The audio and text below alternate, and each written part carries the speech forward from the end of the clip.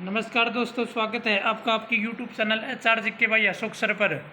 तो आज का फर्स्ट क्वेश्चन है, करनाल का युद्ध किन किन के बीच में हुआ था। देखो ये क्वेश्चन है ना, बहुत बार HSC में आ चुका है कि करनाल का युद्ध किन किन के बीच में हुआ था।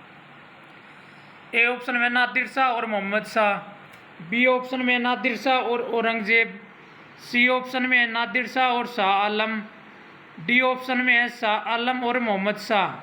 तो इसका राइट आंसर होगा नादिर शाह और मोहम्मद शाह रंगीला के बीच में हुआ था। ये युद्ध कौन जीता था? नादिर शाह जीता था। कौन जीता था? नादिर शाह। और नादिर शाह कहाँ का शासक था? ईरान का शासक था। और यह युद्ध जीतने के बाद नादिर शाह भारत से क्या लूट कर ले गया था? तो यह युद्ध जीतने के बाद नादिर शाह भारत से कोहिनूर हीरा और मयूर सिंहासन लूट कर ले गया था। ठीक है। और करनाल के युद्ध में रेवाड़ी के शासक बाल किशन ने मोहम्मद शाह रंगीला का साथ दिया था। तो मोहम्मद शाह रंगीला ने उसको खान बहादुर की उपाधि दी थी, शेर बहादुर खान की उपाधि दी थी, शेर बहादुर खान। और करनाल का युद्ध कब हुआ था? 1739 में हुआ था। बहुत इंपॉर्टेंट क्वेश्चन है और बार बार एग्जाम में आता रहता है ये। Next question, the eagle of mountain के नाम से किसको जाना जाता है? द ईगल ऑफ माउंटेन यानी कि पर्वतों का बाज किसको कहा जाता है? ए ऑप्शन में जाह्नवी, बी ऑप्शन में ममता खरब, सी ऑप्शन में है सैफ अली वर्मा, डी में है शिवांगी पाठक। तो इसका राइट आंसर होगा डी, शिवांगी पाठक। शिवांगी पाठक एकमात्र हरियाणवी सबसे कम उम्र में चढ़ने वाली पर्वतारोही, हरियाणा की सबसे कम उम्र में 2018 में चढ़ी थी, 16 वर्ष की उम्र में। देखो जाह्नवी है, ये समालखा से है। समालखा कहाँ पर है? पानीपत में। इसको वंडर गर्ल ऑफ हरियाणा कहा जाता है। ममता खरब ये रोहतक से और हॉकी की खिलाड़ी है, इसको गोल्डन गर्ल कहा जाता है। सैफ अली वर्मा भी रोहतक से है और क्रिकेट की खिलाड़ी है, इसको लेडी सहवाग के नाम से जाना जाता है। नेक्स्ट क्वेश्चन, हरियाणा में बीज वर्ष योजना कब शुरू हुई थी? ये जितने भी क्वेश्चन करा रहा हूँ सारे प्रीवियस ईयर के क्वेश्चन है भाई। ए ऑप्शन है 2006, बी है 2009, सी है 2011, डी है 2017। तो इसका राइट आंसर होगा सी, 2011। 2006 में वन नीति लागू हुई थी। 2009 को किसान मजदूर वर्ष घोषित किया गया था। 2017 को गरीब कल्याण वर्ष घोषित किया गया था। तो इसका राइट आंसर क्या होगा? 2011। नेक्स्ट क्वेश्चन, हरियाणा के किस जिले में आधुनिक कृषि हाईटेक मॉल है? ए ऑप्शन है हिसार, बी है करनाल, सी है रोहतक, डी है फरीदाबाद। तो इसका राइट आंसर होगा सी, रोहतक। तो रोहतक जिला कब बना था? 1 नवंबर 1966 में बना था। रोहतक का क्षेत्रफल वर्तमान में कितना है? तो 1745 वर्ग किलोमीटर है। रोहतक के उपनाम क्या क्या हैं? एजुकेशन का हब रोहतक को कहा जाता है। हरियाणा की राजनीतिक राजधानी, हरियाणा की राजनीतिक राजधानी रोहतक को कहा जाता है। और फिल्म एवं टेलीविजन संस्थान भी किसको कहा जाता है? रोहतक को कहा जाता है।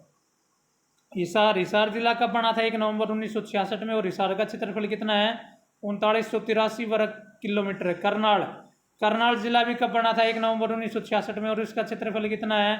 इसका क्षेत्रफल है करनाल का 2520 वर्ग किलोमीटर। फरीदाबाद को 1607 ईस्वी में शेख फरीद ने या बाबा फरीद ने बसाया था, जो जहांगीर का खजांची या कोषाध्यक्ष था।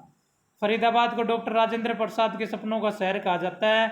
और उत्तर भारत का सबसे बड़ा औद्योगिक नगर फरीदाबाद को कहा जाता है। ऐसे भी आ सकता है हरियाणा में सबसे ज़्यादा उद्योग कहाँ पर है? फरीदाबाद ऑप्शन ना हो तो फिर गुरुग्राम।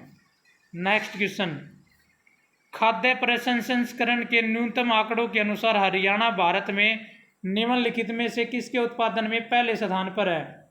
ए ऑप्शन में है बाजरा, बी में है गेहूं, सी में है गाजर, डी में है मक्का। तो इसका राइट आंसर होगा सी, गाजर। बाजरा सबसे ज्यादा कहाँ पर होता है? भिवानी में होता है। गेहूं सबसे ज्यादा कहाँ पर होता है? सिरसा में होता है। मक्का सबसे ज्यादा कहाँ पर होती है? पंचकुला। तो इसका राइट आंसर क्या होगा? गाजर होगा भाई। ठीक है।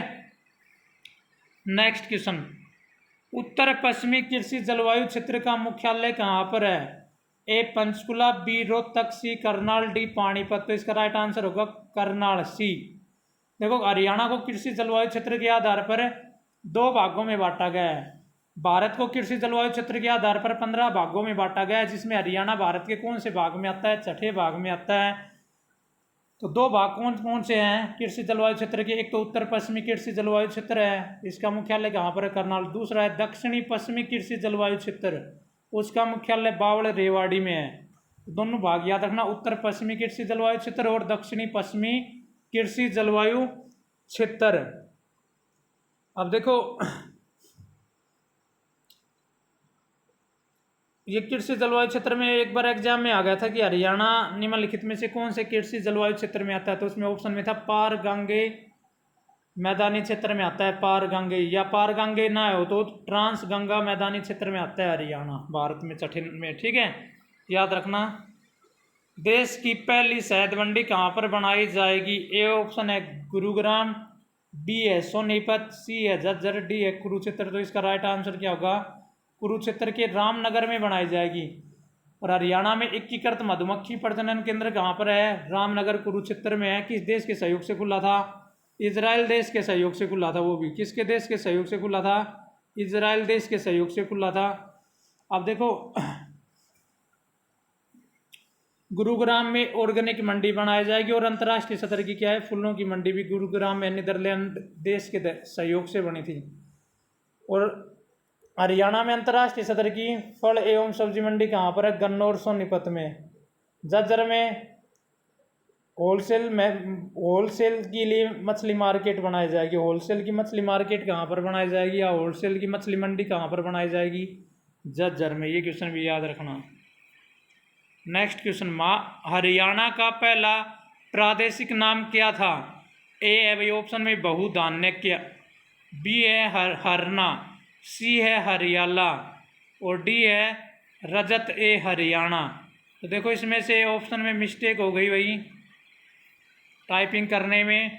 इसका राइट आंसर होगा ब्रह्मावर्त। इसका राइट आंसर क्या होगा? ब्रह्मावर्त होगा।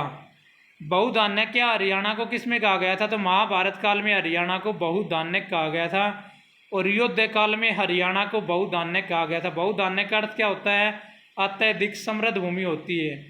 महाराज कृष्ण ने हरियाणा को क्या कहा था? हरना या लूटपाट का क्षेत्र कहा था। स्कंद पुराण में हरियाणा को हरियाला कहा गया था। ऋग्वेद में हरियाणा को रजत ए हरियाणा कहा गया था। नेक्स्ट क्वेश्चन, हरियाणा के कितने % भाग पर खेती की जाती है?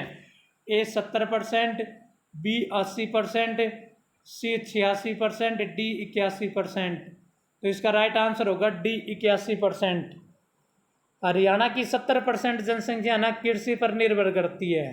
तो हरियाणा की कितने % जनसंख्या कृषि पर निर्भर करती है? 70% करती है भाई, अच्छे से याद रखना।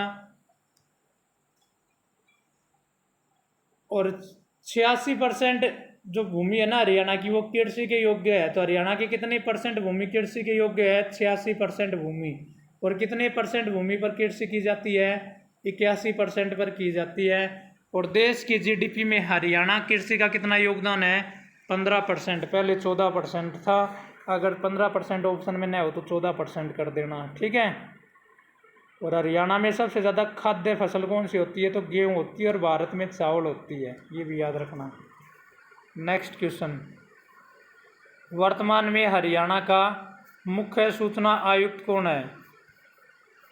ए ऑप्शन में है जी माघवन, बी ऑप्शन में है विजय वर्धन, सी ऑप्शन में है संजीव कौशल, डी ऑप्शन में है अरविंद शर्मा। और पूछा गया वर्तमान में हरियाणा का मुख्य सूचना आयुक्त कौन है? तो इसका राइट आंसर होगा बी विजय वर्धन। अभी बनाए भाई, इससे पहले था यशपाल सिंघल। तो हरियाणा का पहला मुख्य सूचना आयुक्त कौन था? जी माघवन था। और हरियाणा का वर्तमान में मुख्य सचिव कौन है? संजीव कौशल है। मुख्य सचिव कौन है? संजीव कौशल है। मुख्य सूचना आयुक्त कौन है? विजय वर्धन है। सूचना का अधिकार अधिनियम कब लागू हुआ था? तो 15 जून 2005 में लागू हुआ था। ये क्वेश्चन बार बार रिपीट होता है। 26 सितंबर 2021 को लड़कों का SI का एग्जाम हुआ था, उसमें भी आया था। अब नए 3 और सूचना आयुक्त बनाए गए हैं, SS फुलिया, ज्योति अरोड़ा और पंकज मेहता। अरविंद शर्मा है देखो डी ऑप्शन में, ये हरको बैंक का चेयरमैन है वर्तमान में। हरको बैंक का चेयरमैन कौन है? अरविंद शर्मा की जगह यादव आएगा, ये कर लेना। ठीक है। तो इसका राइट आंसर होगा Vijay Vardhan. Thank you for watching our video. कैसी लगी हमारी वीडियो कमेंट्स बॉक्स में कमेंट्स करके बताएं।